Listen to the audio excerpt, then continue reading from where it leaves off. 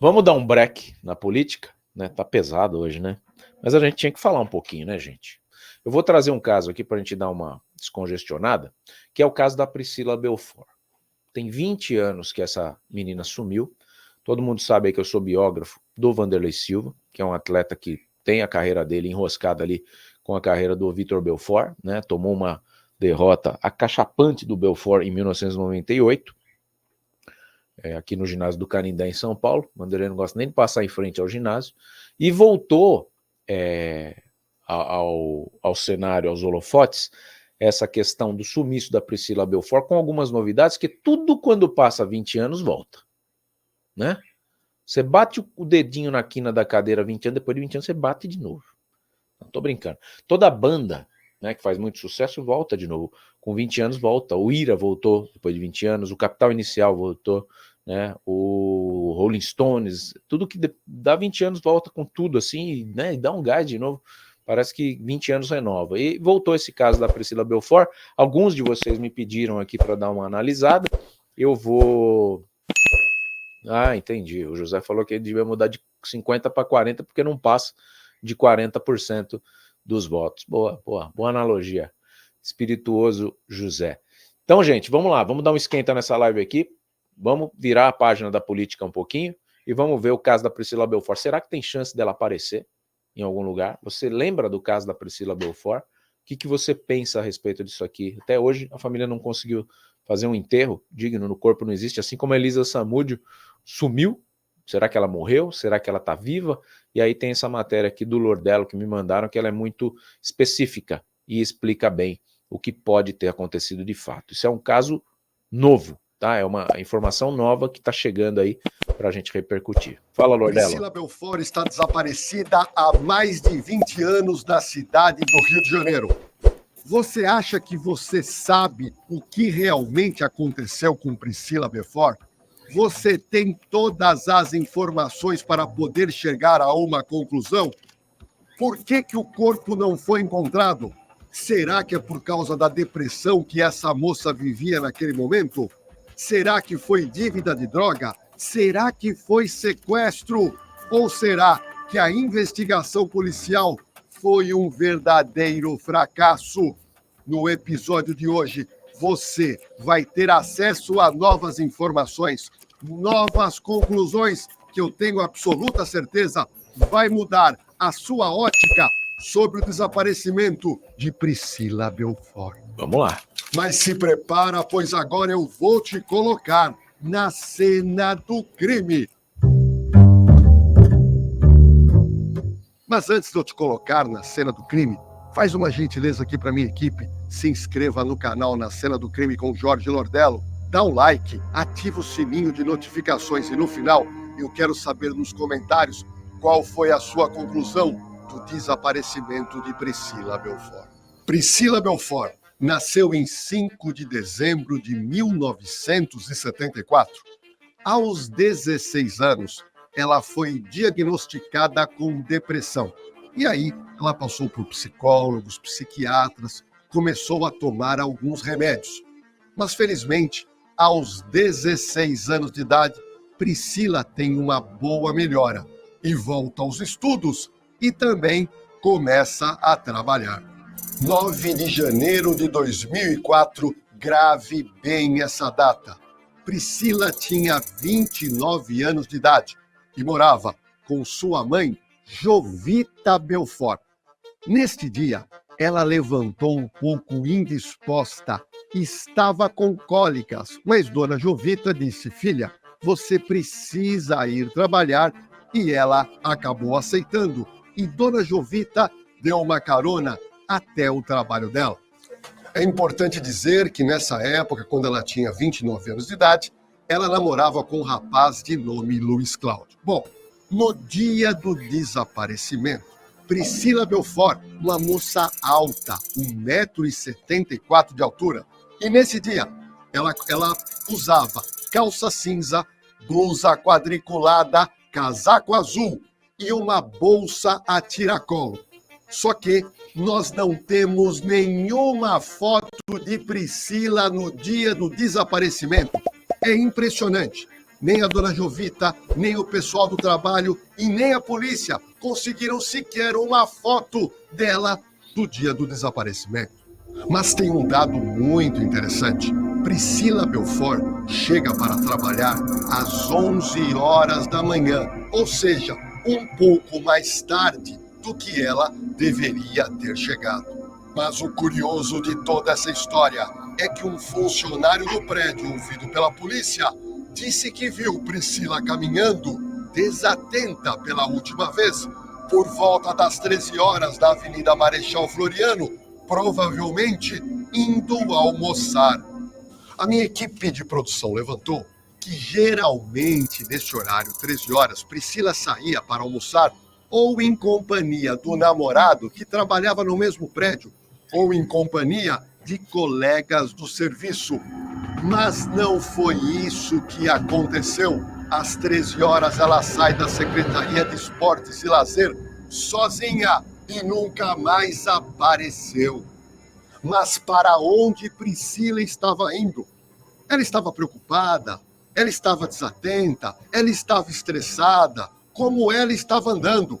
O mais incrível é que a Polícia Civil não conseguiu uma imagem sequer de câmeras de segurança dela andando pelas avenidas próximo da secretaria onde ela trabalhava. E tem mais, dona Jovita Belfort alega que ela só tinha, naquela oportunidade, 20 anos atrás, R$40 de dinheiro na carteira e o celular estaria descarregado. Priscila não voltou para sua residência e à noite, seu irmão, o lutador Vitor Belfort, teria registrado um boletim de ocorrência sobre desaparecimento de sua irmã no 14º DP, localizado no Leblon, Rio de Janeiro. Eu acompanhei pela Rede TV o caso do desaparecimento, principalmente nos primeiros dias. E o mais curioso é que a família alegava a primeira hipótese, é que ela, anteriormente, já tinha tido lapsos de memória, mas sempre acabava retornando para a sua residência. Mas outro fato que chama a atenção é que dona Jovita, mãe de Priscila, alega que ela não fez nenhuma movimentação bancária, ou seja, ela tinha apenas R$40 em dinheiro. O dinheiro da conta bancária não saiu. E a pergunta que resta, aonde foi Priscila Belfort? Minha equipe de produção conseguiu levantar toda a cronologia, dia a dia, do que aconteceu após o fatídico dia em que Priscila Belfort não retornou para trabalhar. Acompanhe. 10 de janeiro de 2004 era um sábado. A família e amigos se revezam e fazem buscas ininterruptas por Priscila pelas ruas de todas as regiões da cidade do Rio de Janeiro. Cartazes noticiando sobre o desaparecimento são feitos e espalhados pela cidade. E o caso ganhou bastante repercussão midiática por causa de Vitor, que na época despontava na carreira como lutador e estava recém-casado com Joana Prado, a ex-feiticeira. 11 de 1 de 2004, pela primeira vez, foi veiculado por um canal de televisão o desaparecimento de Priscila Belfort. E essa veiculação aconteceu no programa Domingo Legal, apresentado pelo Gugu Liberato, no SBT. Nos dias seguintes, dia 12 e 13 de janeiro, angustiados, amigos e parentes distribuem panfletos com a foto de Priscila e número do Disque Denúncia. No dia seguinte, dezenas de outdoors são espalhados pela cidade maravilhosa. Deixa eu te trazer a minha experiência como delegado de polícia. É muito comum, mas geralmente idosos terem lapsos de memória. O idoso pega o carro, sai, perde a memória e ele vai para longe. Acontece também com adolescentes e pessoas mais jovens, acontece, mas isso é um pouco raro. Bom, a experiência que eu quero trazer para você é que nesses casos de desaparecimento, geralmente alguém acaba vendo essa pessoa que está meio desorientada e acaba levando essa pessoa para o seu familiar. Mas acontece que, em alguns casos, essa pessoa desaparecida, ela pode passar mal e ela acaba caindo aonde? Ela acaba caindo ao hospital. Mas como a família fez o registro do boletim de ocorrência de desaparecimento, todos os hospitais são avisados e, nesse caso, quando a vítima desaparecida vai para o hospital, a polícia é acionada para que a família vá buscar o seu parente desaparecido. Mas tem um outro fato importante que você precisa saber.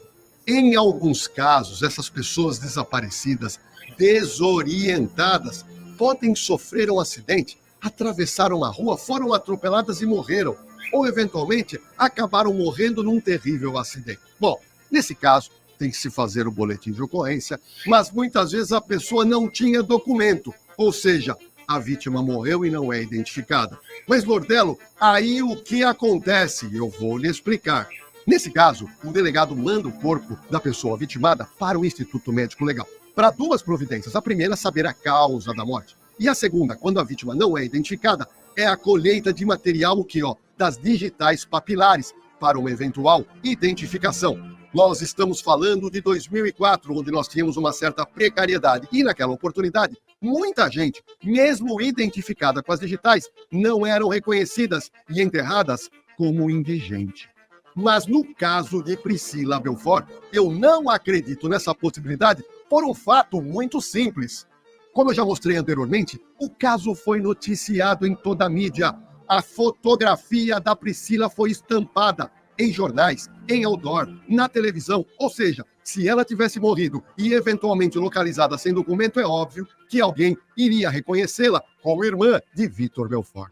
Na ocasião, o Disque Denúncia recebeu várias ligações sobre o caso, mas nenhuma pista era verdadeira. Equipe da Polícia Civil do 14º DP fizeram diversas buscas em hospitais e no IML tentando localizar o corpo de Priscila, mas as buscas foram infrutíferas. E chega o dia 14 de janeiro de 2004. Dona Jovita Belfort completava 50 anos e ela não quis fazer aniversário dessa data importante. Mas também Vitor Belfort e Joana Prado, a ex-feiticeira, que tinham acabado de casar e estavam com passagem comprada para Miami, desistem da viagem para procurar Priscila Belfort. Olha que situação desesperadora. Vários dias, Priscila Belfort totalmente desaparecida. Mas nesse momento, a Polícia Civil começa a acreditar que ela teria sido vítima de sequestro e depois resgate, pois naquela oportunidade, diversas celebridades haviam sido sequestradas com pedido de sequestro, pedido de muito dinheiro. Mas tem um detalhe muito importante que você precisa saber. A família de Priscila Belfort não recebeu um telefonema sequer de pedido de resgate. Mas tem outro fato muito relevante. Choveu denúncias para a Polícia Civil apurar, mas essas denúncias eram praticamente todas falsas. Nenhuma delas levava a uma pequena pista sequer do paradeiro de Priscila Belfort. A verdade é uma só. Não havia nenhum indício que seria extorsão mediante sequestro. E agora, dia 18 de janeiro de 2024, a família pede em cadeia nacional para que parem de mandar pistas falsas. No ato, é utilizada pela primeira vez a camiseta Volta Priscila. Dia 20 de janeiro, chove de denúncias falsas em outros estados. E aí, corre a Polícia Civil numa verdadeira busca insana pelo Brasil, em razão do Disque Denúncia receber pistas que foram localizadas em diversas capitais. Mas o pior, nenhuma dessas informações levaram ao paradeiro de Priscila Belfort. Deixa eu te passar a minha experiência como delegado de polícia. Olha, quando você tem um crime muito complexo, o delegado precisa pegar uma pequena prova. É como se fosse um fiozinho que você começa a puxar, e você chega no esclarecimento do crime, autoria e materialidade. Mas nesse caso não. Até a presente data, até o dia 30 de janeiro, a polícia sequer tinha um início de investigação que pudesse levar ao paradeiro de Priscila. 22 dias depois do desaparecimento, dia 31 de janeiro de 2004, o Vitor Belfort disputa em Las Vegas o título do cinturão do MMA peso pesado. Ele, mesmo traumatizado, foi campeão. E no final, ele disse: só pensava nela quando entrei no ringue. No dia 1º de maio de 2004, o Disque Denúncia Carioca passa a oferecer recompensa no valor de R$5.000 para pistas que levem a Priscila. É a primeira vez que um desaparecimento tem remuneração por denúncias na cidade do Rio de Janeiro. No dia 1/7, o chefe do tráfico do Morro da Providência, de apelido Dão, cuja quadrilha é acusada de estar envolvida no desaparecimento de Priscila, é preso. 5 dias depois, ele é solto por total falta de provas. Nenhuma evidência apontava o traficante com ligação no desaparecimento de Priscila. No dia 10/9, a polícia faz a primeira operação no Morro da Providência, em busca de uma garagem desativada, aonde estaria a Priscila, segundo múltiplas ligações recebidas no Disque Denúncia. Os agentes não encontram vestígios do corpo de Priscila. No dia 20/12, o 127DP de Búzios recebe uma denúncia anônima garantindo que o corpo de uma mulher que foi encontrado carbonizado dentro de um Astra preto seria de Priscila. Era uma possibilidade do desaparecimento ser resolvido. Somente no dia 26/4/2005 é que sai o resultado do DNA do corpo carbonizado. Havia uma expectativa muito grande, mas o resultado foi negativo. Depois de mais de 2 anos do desaparecimento, já em 2006, uma equipe da Divisão de Sequestro da Polícia Civil prendeu Leandro Ferreira Fernandes, 29 anos, vulgo Periquito, no Morro da Providência, favela da região portuária do Rio. Ele era considerado suspeito pelo sequestro de Priscila. A denúncia em 2006 é que Priscila teria sido morta, esquartejada e enterrada no Morro da Previdência, mas, na verdade, nada foi localizado. E após muita investigação, Periquito foi solto. Vitor Belfort, naquela oportunidade, levanta a possibilidade de tráfico de pessoas e exploração sexual, mas não conseguiu levar nenhum elemento de prova para a polícia carioca. Na noite do dia 28 de junho de 2007, 3 anos e meio após o desaparecimento de Priscila, numa edição do programa Linha Direta na Rede Globo, dedicada ao caso, o namorado de Priscila, que preferiu não aparecer, disse acreditar que ela teria fugido e abre aspas. Eu acho que ela foi para algum lugar com as próprias pernas. Mas a mãe de Priscila, a dona Jovita, não concorda com o ex-namorado. Ela não achava que Priscila fugiu com as próprias pernas. Em 8 de agosto de 2007, 41 dias depois da exibição do programa Linha Direta sobre o caso, surge Elaine Paiva, 27 anos. Ela se entregou ao Ministério Público confessando ter atirado na cabeça da irmã do lutador Vitor Belfort. Era uma completa reviravolta do caso. Segundo o delegado Anestor Magalhães, Elaine disse no seu interrogatório que foi obrigada a participar do sequestro e morte de Priscila Belfort por causa que ela tinha dívida com o tráfico. Ela era usuária, estava devendo e não pagava. Só que tem um detalhe muito importante nesta história. Elaine contou ao delegado que ela estava sendo ameaçada de morte e, em razão do risco de morrer, resolveu se entregar ao Ministério Público do Rio. A desempregada Elaine Paiva da Silva, 27 anos, disse que sequestrou e assassinou Priscila com uma quadrilha de pelo menos 10 pessoas em maio de 2004, por ordem do traficante Nilson da Silva, do Complexo da Maré, que estava preso no Complexo Penitenciário de Bangu 1. Além de Elaine, outras 3 pessoas foram detidas. O promotor Rubens Viana, que tomou o depoimento de Elaine, disse o seguinte na época à imprensa, abre aspas, ela disse que Priscila e o namorado tinham uma dívida com um casal de R$9.000 em drogas. O plano era sequestrá-la para pressionar o namorado. A desempregada contou que marcou um encontro com Priscila no centro do Rio para discutir a dívida. A vítima aceitou e foi rendida ao entrar no carro. Priscila foi levada para uma casa no bairro de Itaipu, onde ficou por 1 mês e meio como refém. Depois, teria sido transferida de cativeiro. E o promotor continua, abre aspas. Em maio, a quadrilha recebeu um telefonema de um presidiário. Ele teria afirmado, segundo Elaine, que não conseguiu receber a dívida do namorado de Priscila e sugeriu que eles fizessem o que quisessem com a vítima. Priscila foi levada para a localidade de Rio do Ouro, em São Gonçalo, e foi morta com um tiro na cabeça e 3 tiros no peito. Elaine confessou que deu o primeiro tiro na cabeça da vítima. Mas olha que insanidade. Elaine alega que foi ela que ligou para Priscila, marcando um encontro. Só que a polícia, ao verificar as ligações telefônicas, não encontra telefonema de Elaine para Priscila Belfort. A Polícia Civil foi no local indicado por Elaine, onde estaria enterrado o corpo de Priscila, no sítio na estrada Ipiíba, número 1003, Rio Douro, distrito de São Gonçalo, na região metropolitana do Rio. Os policiais procuravam os restos mortais de Priscila Belfort, mas não encontraram nenhum vestígio de que ela teria sido enterrada naquela área apontada por Elaine. O delegado do caso, já cansado das histórias fantasiosas de Elaine, disse o seguinte, abre aspas, até agora, nada do que Elaine disse se confirmou. Por enquanto, não tenho por que investigar o que ela falou. O corpo de Priscila não foi encontrado no local onde ela disse que a vítima foi morta e enterrada. Ainda não temos prova material alguma que mostre que ela está dizendo a verdade. Veja a complexibilidade de todo esse caso. Após 16 anos do desaparecimento de Priscila Belfort, em 2020, numa rede social de uma pessoa que mora na cidade de Cotia, São Paulo, são publicadas algumas fotos de uma mulher, que seria Priscila Belfort. Mas a polícia foi atrás e também a família, verificando as fotos, disseram o seguinte, não é Priscila Belfort, simplesmente é uma mulher parecida com Priscila Belfort. Recentemente, o ex-lutador Vitor Belfort foi à mídia e fez sérias críticas à investigação do desaparecimento de sua irmã. Abre aspas. Uma coisa que eu não entendo é porque a polícia insistiu unicamente em uma linha de investigação. Isso é inaceitável. Houve muitas lacunas e omissões. Ninguém investigou o que estava acontecendo nos últimos 10 dias e nas 2 últimas semanas da vida dela.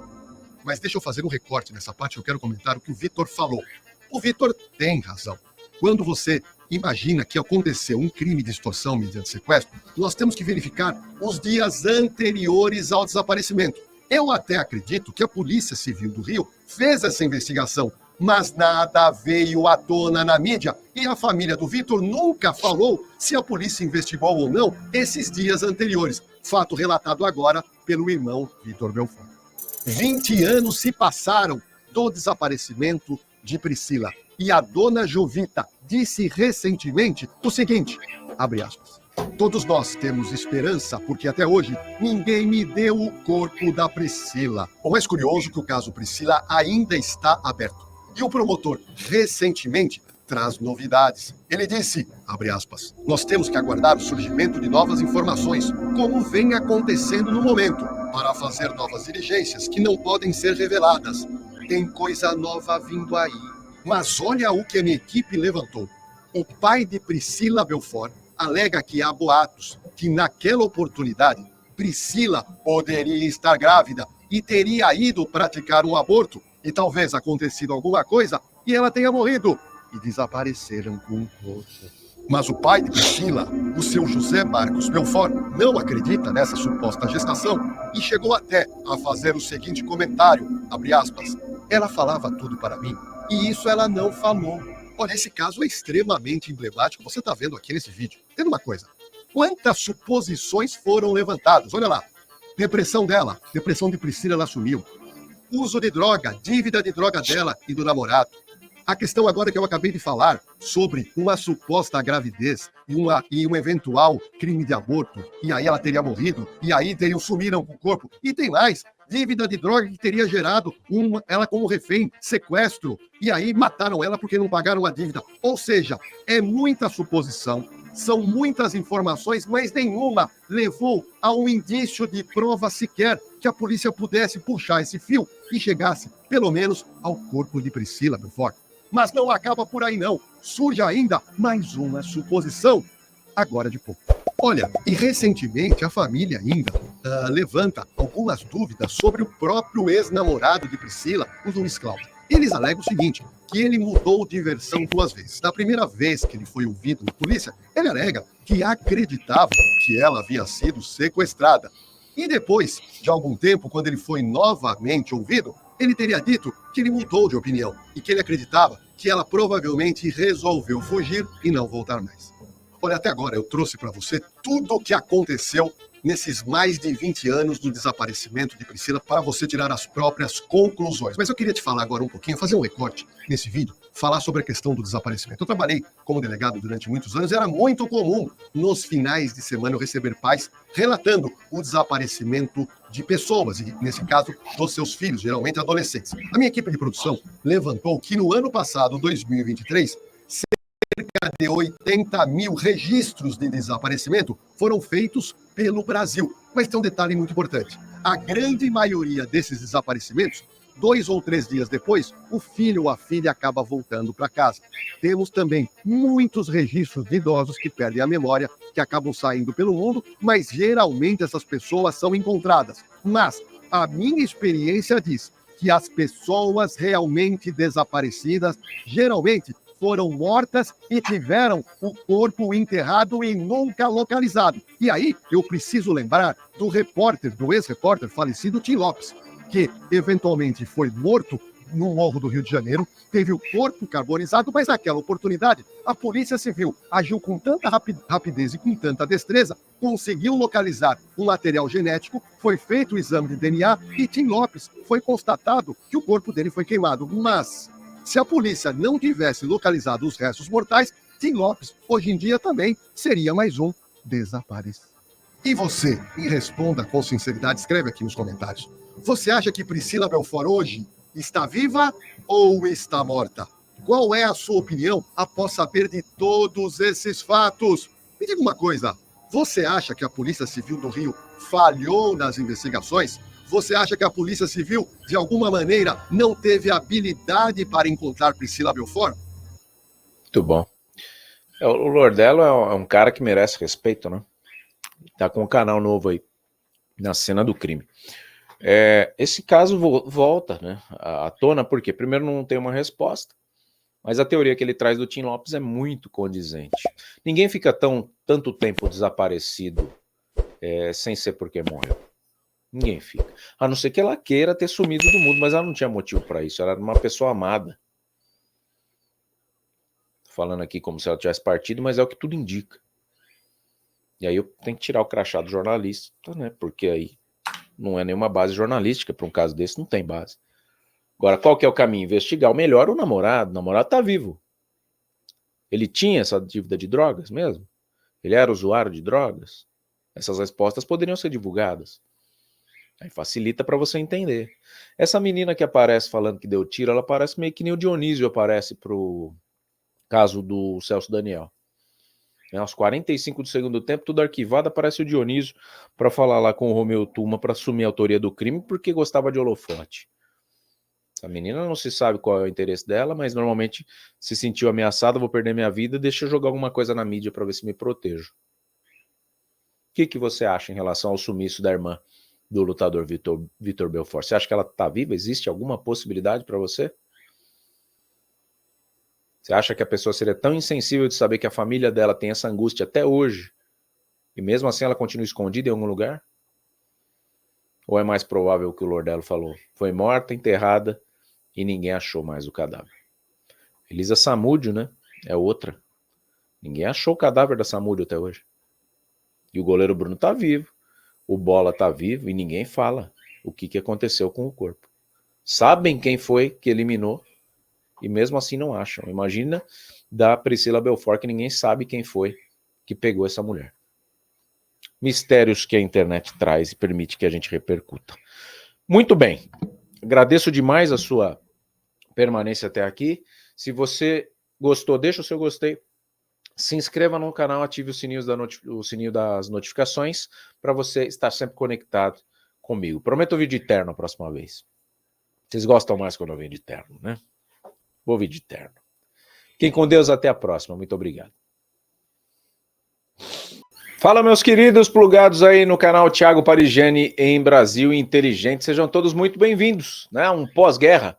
Bem-vindos ao pós-guerra das eleições municipais aí. Todos espero que vivos, né? O mais importante de tudo, o processo democrático aí foi feito, né? Não sei se do jeito que o sistema gostaria, mas realmente tivemos uma reviravolta política que está acontecendo, uma movimentação inegável, né? E um belo de um tapa na cara da esquerda com a retirada de muitos cargos aí do PT, né? Quem não gosta do PT, o Boulos perdeu, já tá a Maria Rosa Dantas falando ali, né? Muita gente esquece até de falar quem ganhou, porque não vota no candidato que quer que ganhe, só não quer que ganhe o petista, né? Tá desse jeito aí a situação, tamanha é a rejeição da esquerda, tamanha é a rejeição do petismo nesse país aqui, todo mundo parece que acordou, muita gente desistindo de votar, né? Urnas aí abertas com abstenções a partir de 30%, o que é muito preocupante, porque o eleitorado, quando perde a esperança,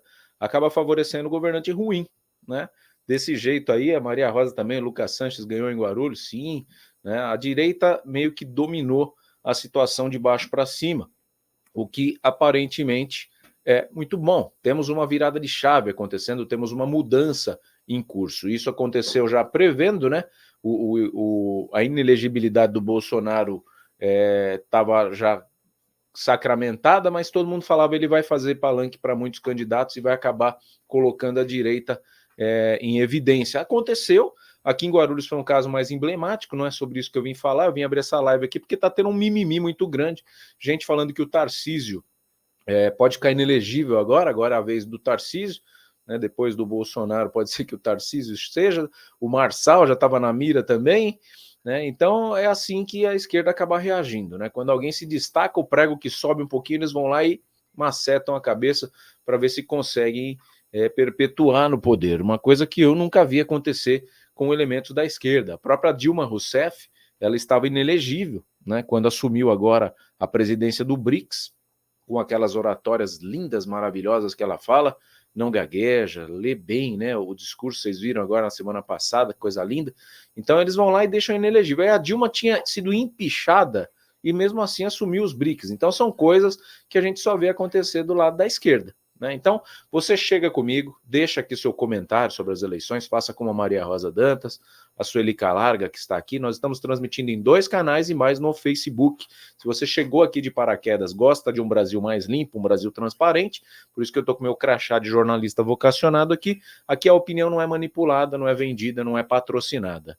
É baseada em fatos. E baseada em fatos é que a gente traz também o mimimi da Gleisi Hoffmann, presidente, né, do Partido dos Trabalhadores, falando aí que o Tarcísio usou-se de artimanhas que não deveria ter usado. Vamos ver se a Gleisi Hoffmann tem razão no comentário que ela faz. Você vai deixando aí o seu comentário, deixa o seu gostei para vir mais gente para a live, que daqui a pouco o bicho vai pegar aqui e a gente vai falar na transparência o que pode ser esperado daqui para frente na política aí do seu município. Me diga de onde vocês estão assistindo, que a gente provavelmente vai passar pelo seu município a partir de agora, tá? Foi empichada, mas não ficou inelegível, lembra? Mas normalmente quem é empichado, só para o seu conhecimento, ô Vitor, ele não pode assumir cargos públicos por um período de 6 anos. Aí a Dilma ainda estava nesse período, tá? Então é bem preocupante o que aconteceu com a Dilma, assim, é bem fora das 4 linhas, assim como teve uma mudança que o Alexandre de Moraes fez no TRE nas eleições em que o presidente Luiz Inácio Lula da Silva foi eleito, tá? Mas vamos lá, daqui a pouco a gente vem comentando. Muito obrigado pelo seu comentário, vai chegando, deixando o seu gostei, se inscrevendo e ativando o sininho das notificações. Fala, Gleisi Hoffmann, quer um lenço? O que aconteceu com você? Que você tá querendo chorar aí, O que é? Tá muda? Do governador de São Paulo. Volta aí, dá para voltar? Volta para sair o som direitinho aí, ó. Inacreditável a canalice do governador de São Paulo. Tá nervoso. Tarcísio deixou para espalhar na manhã da eleição a maior fake news de toda a campanha. É um crime dos mais graves a divulgação pelo governo de São Paulo de bilhetes apócrifos tentando associar a campanha de Boulos e Marta a uma facção criminosa. Deixou para espalhar essa mentira só hoje, para tentar escapar da justiça eleitoral. Armação rasteira e covarde, típica dos seguidores de Bolsonaro, como Tarcísio Nunes, além de crime eleitoral, é um ataque e uma ofensa aos eleitores e eleitoras de Boulos e Marta. Não vamos deixar isso assim. Tá brava a Gleisi Hoffmann. O que é que aconteceu? Então, o que foi que aconteceu, né? Que o Tarcísio, ele falou demais. Ele falou demais, o Tarcísio? Falou demais? Eu vou ter que chamar um amigo meu para explicar isso aqui. Eu vou chamar um amigo meu. Vou chamar. Chama ou não chamo?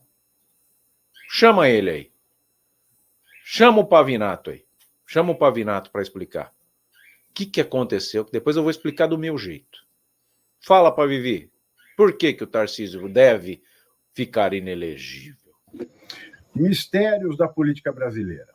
O grupo Prerrogativas diz que vai pedir a inelegibilidade do governador Tarcísio de Freitas por ter afirmado mais cedo de que o primeiro comando da capital, a facção do crime organizado, mais poderosa, mais influente, mais aterrorizante do Brasil e uma das organizações criminosas mais aterrorizantes do mundo, se movimentou em favor de um dos candidatos à Prefeitura de São Paulo. No caso, o candidato Guilherme Boulos, que tem como vice Marta Suplicy. Marta Suplicy, aliás, que estava almoçando no GER do Grupo Fazano.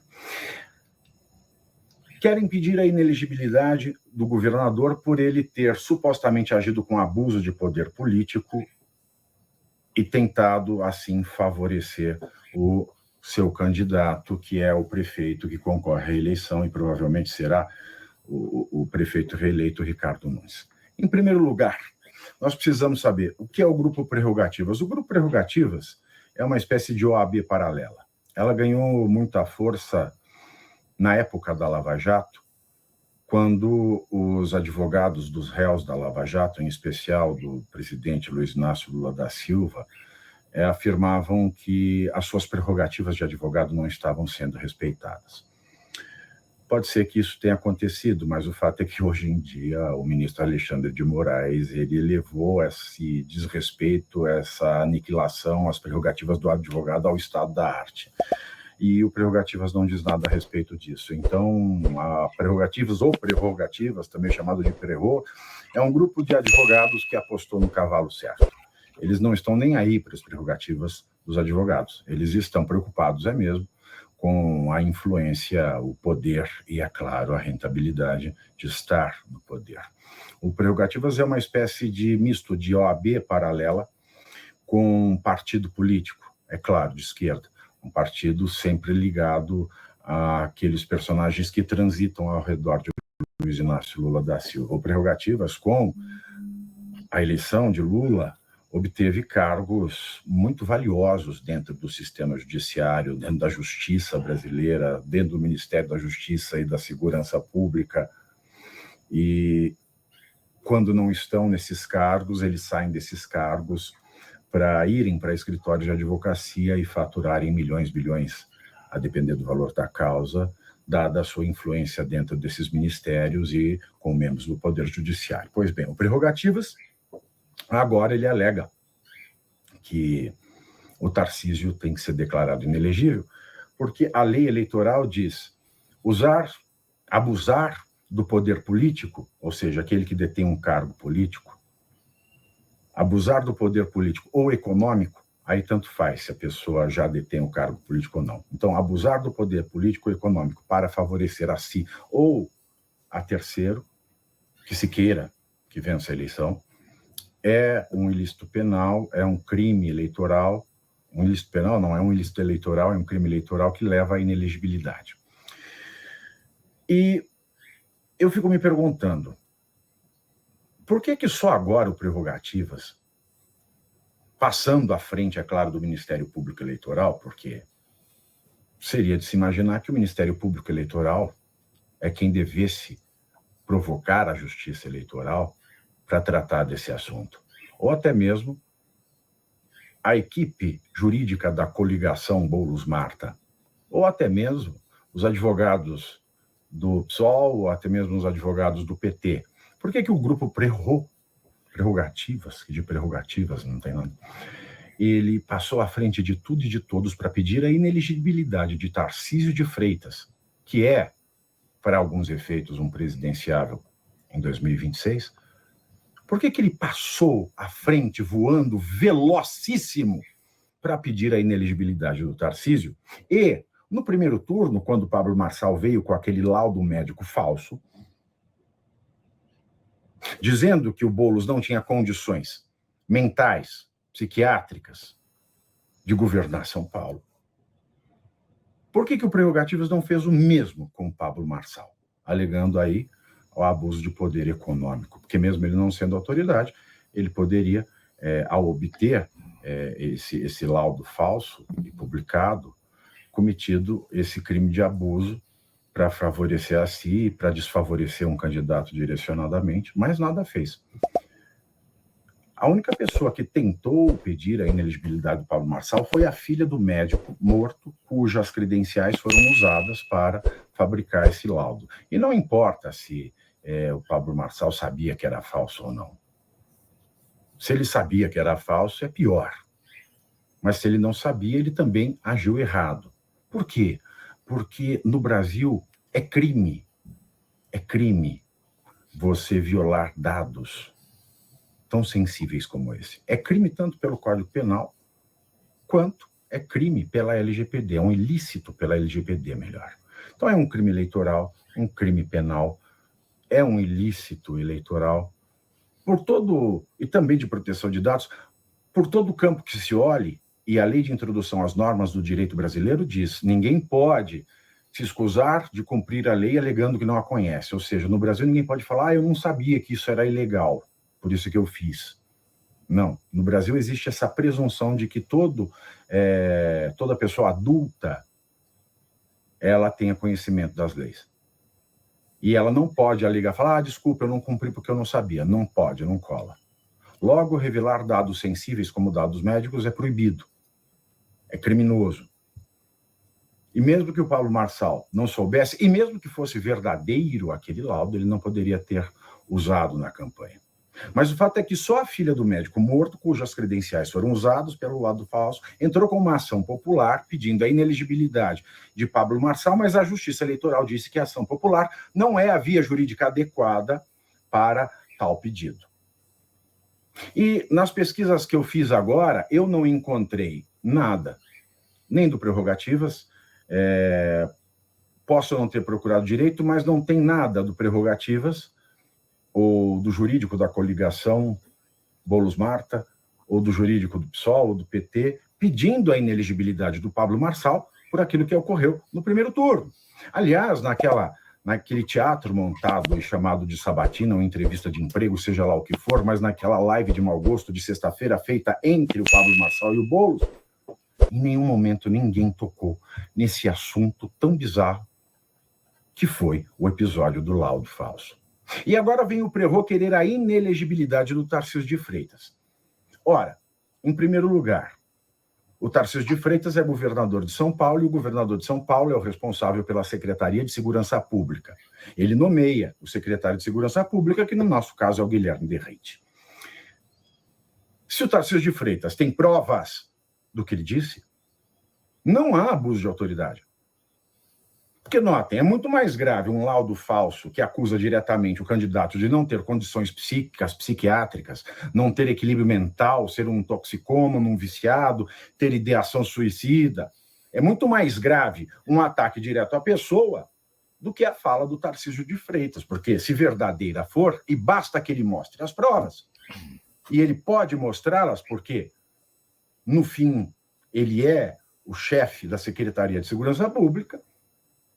Esta afirmação do Tarcísio de Freitas, ela não diz que Boulos ou Marta têm ligações com o PCC.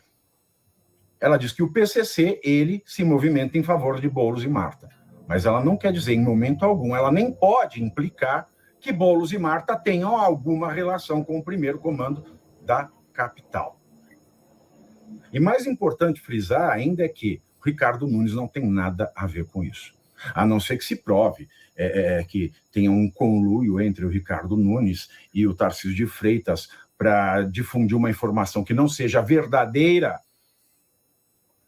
mas isso tem que ser provado, pode ser que ele se torne inelegível. Mas basta que isso seja verdade para que isso não seja um abuso de poder político. Afinal de contas, a criminalidade é uma verdade em nosso país e nós precisamos parar com essa mania de negar a existência do crime organizado no Brasil só porque ele não tem CNPJ. Todo mundo sabe do PCC, todo mundo sabe da periculosidade, do tamanho do PCC. Se o PCC está se movimentando em favor de um candidato, Isso não quer dizer que esse candidato tem alguma ligação com ele, mas o PCC está interferindo na democracia. E da mesma maneira que nenhum ministro do TSE ou do STF perdeu o seu cargo, quando afirmou, no dia da eleição, no dia do segundo turno das eleições presidenciais de 2022, de que agentes da Polícia Rodoviária Federal estavam interferindo, estavam obstruindo estradas ou veículos que levavam eleitores do Lula para suas sessões de votação, porque esses agentes da Polícia Rodoviária Federal estariam agindo em favor de Bolsonaro, da mesma maneira que esses ministros e que o Ministério Público Eleitoral, que todos continuam nos seus cargos, o Tarcísio de Freitas também não pode responder por nenhum abuso de autoridade, nenhum abuso de poder político dentro da lógica da lei eleitoral, se ele estiver dizendo a verdade. No caso da Polícia Rodoviária Federal, a gente nem sabe se é verdade ou se é mentira aquilo que foi veiculado pelas instituições eleitorais. Mas o fato é que se o Tarcísio de Freitas ele mostra que aquilo que ele diz é verdadeiro, não há crime de abuso de autoridade. Porque ele não está fazendo uma acusação ao Boulos, ele não está fazendo uma acusação à Marta. Ele está relatando um problema de segurança pública que, infelizmente, é a verdade, é a realidade, não só no estado de São Paulo, como no Brasil. Então, é importante que se separe as coisas. É importante que o Tarcísio comprove aquilo que ele disse. Comprovado, não há abuso de poder político e não há inelegibilidade que recaia sobre Tarcísio de Freitas. E é muito mais grave um laudo falso que ataque diretamente a pessoa do candidato do que uma prova que mostra que um grupo de crime organizado esteja trabalhando em prol de um candidato, mesmo que esse candidato não saiba, e provavelmente não tenha sabido nunca, porque isso não liga o crime organizado ao candidato, mas só que o crime organizado tem alguma preferência por ele, sabe-se lá Deus por quê. Então a gente precisa ficar atento em alguns pontos. Em primeiro lugar, não há que se falar em inelegibilidade. Basta que Tarcísio de Freitas prove que isso é verdade. Basta que ele publicize as provas. Em segundo lugar, isso é o mais importante, nós precisamos abrir o olho. Por que é que o Prerrogativas está agora passando à frente do Ministério Público Eleitoral, passando à frente do jurídico da coligação da campanha Boulos-Marta, passando à frente dos advogados do PSOL, passando à frente dos advogados do PT, e já correndo afoitos, tentando derrubar aquele que, a depender do cenário, é um presidenciável em 2026, e nada, absolutamente nada fez contra algo mais grave, contra o candidato Boulos, que foi o laudo falso, às vésperas do primeiro turno das eleições municipais em São Paulo. Algo muito mais grave e que sequer foi retomado naquele chá de comadres travestido de sabatina feito na última sexta-feira. Mais um fato estranho e que nós, brasileiros, devemos ficar atentos. Nós precisamos parar de negar o crime organizado. Se o governador tem provas de que isso aconteceu, não há abuso de poder político. Não há que se falar em inelegibilidade. Ele está publicizando um fato que a população merece saber e que as autoridades eleitorais devem tratar com severidade ainda maior do que tem tratado aquelas autoridades acusadas de obstruir sessões de votações da Polícia Federal Rodoviária, de pessoas a quem alegam serem golpistas, extremistas, etc. e tal. A polícia ela tem que agir com... A polícia não, as instituições eleitorais elas têm que agir com severidade contra o PCC, não contra o governador Tarcísio de Freitas, que tem que atuar contra o PCC e contra tudo aquilo que o PCC faz. Parece que o Prerrogativas ele está mais na defesa do PCC do que da democracia. E é muito estranho o fato do Prerrogativas não ter feito nada no primeiro turno. Então, vamos ficar atentos para esses detalhes muito curiosos das eleições aqui em São Paulo. Muito bom, muito bom. Abalizado, né? Tá centrado. Tomou uma centralina o Pavivi. Eu gosto muito dele. Centrado, comentário centrado, né? Focado na notícia. E aí ele aponta os erros do Marçal, que na minha opinião também, essa live do Marçal foi equivocada, trouxe uma percepção errada. Depois, se vocês quiserem aí, eu vou fazer uma análise da live. Eu não quis fazer, porque aquilo ia fomentar ainda mais a live, que acabou ficando a live do Marçal com o Boulos, porque o Ricardo Nunes não quis entrar. O erro do Marçal nessa campanha é muito mais grave, a ponto de dar uma inelegibilidade, do que o Tarcísio fez, mesmo porque o que o Tarcísio fez pode não ter sido nenhum erro. E o que eu falo para vocês é que é o que o Pavivi falou. Se ele provar, tá tudo certo. E para provar não tá difícil. Para provar não tá difícil, sabe por quê? Eu mesmo vou ajudar o Tarcísio aqui, ó. Não que eu seja funcionário dele, tá?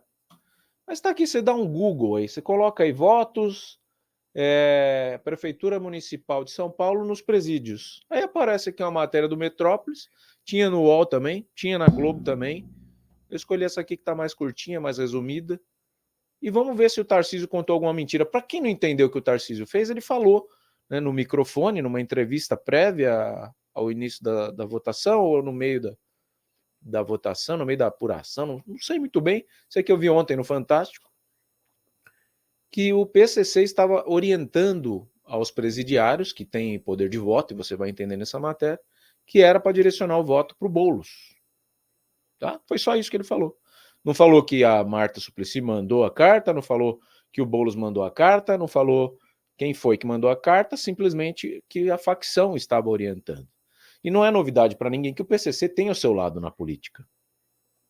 Até o depoimento daquele ex-PCC, o Frank, que já apareceu aqui no canal algumas vezes, por conta de estar lá no canal do Felipe Campos, e a gente traz aqui as matérias dele, de que o PCC escolhe o lado. E não é que ele ama o Boulos, mas ele tem mais receio das iniciativas da direita. Ele já falou isso aqui.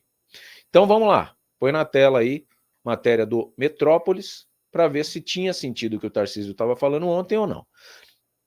Veja qual candidato à Prefeitura de São Paulo obteve mais votos nos presídios. A matéria não foi nem de ontem, foi dia 8, foi do primeiro turno. Nas sessões eleitorais instaladas em presídios na capital, Guilherme Boulos foi o mais votado, seguido por Pablo Marçal e Tabata Amaral. São Paulo, o candidato do PSOL à prefeitura da capital, Guilherme Boulos, foi o mais votado mais votado nas sessões eleitorais instaladas em presídios na cidade do primeiro turno. Ele obteve 56% dos votos válidos, o equivalente a 110 dos 194 presos habilitados para votar. Pablo Marçal obteve 15%, equivalente a 30 votos. Aí você fala, pô, mas por que o preso vota? Já vai explicar aqui também. E Tabata Amaral, do PSB, 14%, equivalente a 28 votos. Então, Marçal, 30 dos 110, não, dos 194, o Marçal teve 30, a Tabata teve 28, o Ricardo Nunes teve 22, e o José Luiz da Atena teve 4, enquanto o Boulos teve 110. Né? Bem diferente. No Centro de Detenção Provisória 4 de Pinheiros, na Zona Oeste, Boulos foi o único que recebeu votos na disputa para a prefeitura, aqui em outro lugar. Puderam votar os presos do regime provisório, conforme previsto na Constituição Federal e regulamentado pelo Tribunal Superior Eleitoral, TSE. Antes do trânsito em julgado, não há suspensão dos direitos políticos. A votação é facultativa. Em todo o estado foram instaladas 51 sessões, ou seja, eles pegaram aqui um apanhado de um presídio, tá? E aí você vai ver o montante de presos que podem votar, tá? Em todo o estado foram instaladas 51 sessões eleitorais em estabelecimentos prisionais. Eles levam a urna até o presídio. E unidades de internação distribuídas em 27 municípios. Com isso, 2.729 presos provisórios e jovens internos tiveram direito ao voto no primeiro turno das eleições de 2024. Os municípios com as sessões eleitorais especiais foram Andradina, Avaré, Bauru, Botucatu, Campinas, Caraguá, Cerqueira César, Diadema, Franca, Guarulhos, Iaras, Itatinga, Lins, Mogi das Cruzes, Mogi Guaçu, Osasco, Ourinhos, Pirajuí, Registro, Ribeirão Preto, Santo André, São Bernardo do Campo, São Paulo, Sorocaba, Suzano, Taubaté e Tremembé. Tá? Então, não foi nenhuma novidade o que ele falou ontem na entrevista. Na verdade, Eu senti que ele não foi para a entrevista para falar isso, é que perguntaram, né, para quem estava sendo orientado o voto, e ele falou Boulos, né? Ele não abriu o microfone só para falar isso, o repórter é que teve ali a perspicácia e conseguiu a resposta, mas ele estava ali falando, né, da votação, da expectativa e tudo mais, e trazendo essa denúncia. Mas ele não queria expor o Boulos, eu não senti isso, só falou que foi interceptadas as conversas da facção. E aí deu no que deu. O que você acha? Você acha que o Tarcísio falou demais? Ele merece ter uma inelegibilidade por conta disso? Fica a seu critério aí. Temos um vídeo muito bacana do canal PA Eleitoral, um canal muito novo aqui no YouTube, e eu achei muito bacana a montagem que ele fez com um histórico político da nossa cidade aqui de São Paulo. Então quem é de São Paulo agora vai curtir comigo essa animação, né, que eles fizeram aqui com as eleições desde 1985, quando eu tinha 5 anos de idade. E como eu sou um cara que eu sou um insider da política recente, eu gosto muito de ver a história, né? Porque meu filho mesmo veio essa semana e falou assim: pai, você já ouviu falar no Jânio Quadros? O meu professor falou que ele foi o pior presidente do Brasil.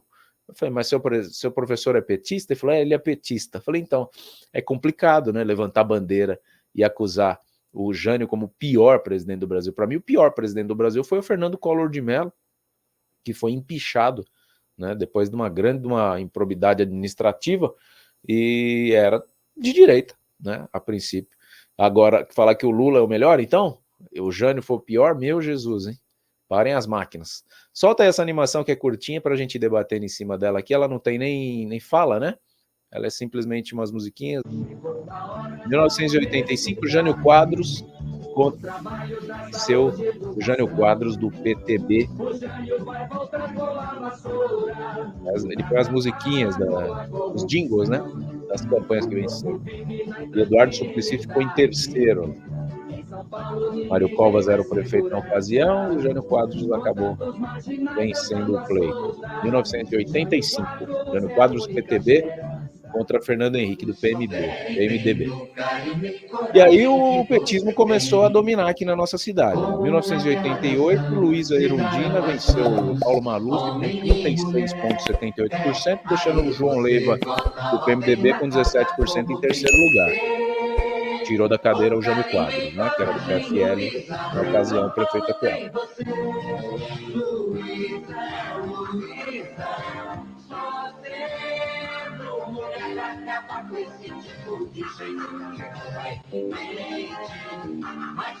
O Maluf, que até hoje tem fãs na política, né? Se voltasse hoje, teria voto. Tem muita gente que é malufista. Quem acha que esse papo de bolsonarismo, lulismo começou agora, não. E aí o Maluf venceu em 1992 o Eduardo Suplicy com 58% dos votos, Suplicy ficando com 41%, a Luísa Nunes ficando com 12,90%, tirando a Luísa Erundina, que era do PT, e impedindo a entrada de um novo petista, né? O Eduardo Suplicy, que na ocasião tinha simpatia de muita gente da direita, e mesmo não gostando do PT, falava que o Eduardo Suplicy está no partido errado. Lembro muito disso. Tem Maluf, musiquinha dele aí. Maluf famoso pelo rouba mais faz, né? Rouba mais faz. Fazia muita obra na cidade, muito viaduto, muita obra de infraestrutura. Ele rouba mais faz, era o slogan que o povão que votava no Maluf falava. Maluf é ladrão, rouba mais faz. Alguém que tenha fibra, alguém que tenha raça. Eu quero mudar, quero Maluf prefeito. 1996, a maior falha do Maluf, né? A indicação do Celso Pitta para prefeito, que venceu de forma arrebatadora aí a Luísa Erundina. 3.178.000 votos contra menos de 2 milhões da Erundina. 62,28% contra 37,72%. A petista deixando o José Serra em terceiro lugar. Sucedeu Paulo Maluf Celso Pitta, já falecido. Aí voltou, depois da cagada do Paulo Maluf indicar o Pitta, ele mesmo que falou se o Pitta não fosse um bom prefeito, não vote em mim.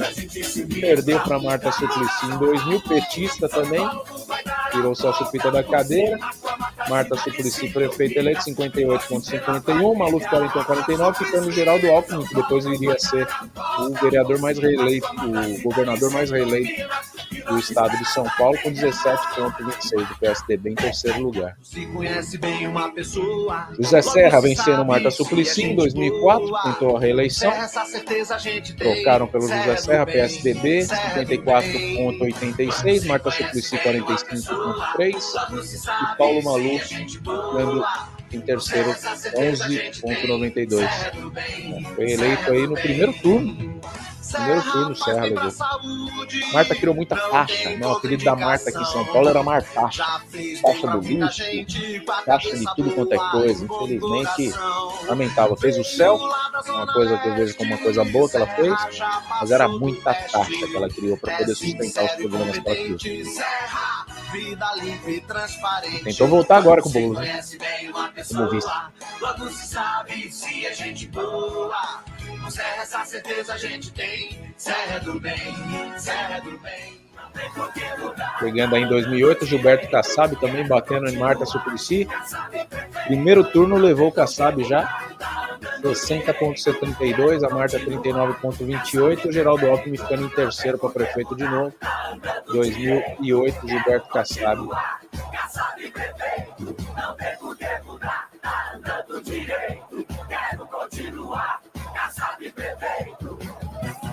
O José Serra tinha ido para governador aqui, se eu não me engano. Aí ele passou a cadeira para o Kassab e acabou se elegendo na sequência.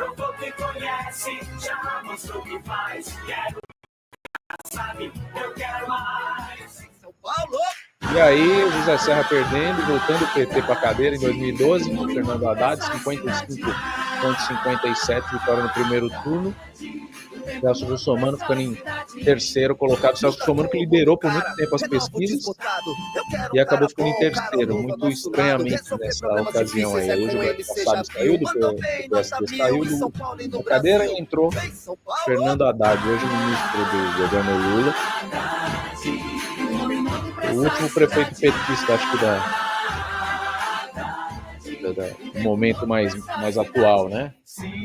Depois veio João Dória, derrubou o próprio Fernando Haddad, 53,29 contra 16,70. Celso Russomano também ficando em terceiro em 2016. Tirou o Fernando Haddad da cadeira. Dória, que surgia como um nome novo, assim como o Marçal surgiu. E depois que começou, né, foi governador, tentou subir para a presidência, e hoje não quer nem saber mais da política, queimou. O começo do fim do PSDB foi com o João Dória, na minha visão. E o final do fim foi com o Alckmin indo para vice do Lula. O João trabalhador, a manicure confirmou. O João trabalhador, até o urso balançou. O João trabalhador, muita gente já mudou. O João trabalhador. E aí começou o reinado do Bruno Covas, né? Acabou sendo eleito depois que o Dória deixou a cadeira para ele já doente, né? Conseguiu vencer o Boulos por 59,38 contra 40% já no primeiro turno, deixando o Márcio França, que é um petista disfarçado também, assim como o Boulos, na terceira colocação no pleito de 2020. E aí, depois disso, aconteceu que o Bruno Covas faleceu, passou a cadeira para o Ricardo Nunes, e aí agora a gente viu a eleição de 2024. Era esse vídeo que eu queria trazer para vocês. Tem mais algum? Ah, tem um atual. Tem um atual até o primeiro turno, né?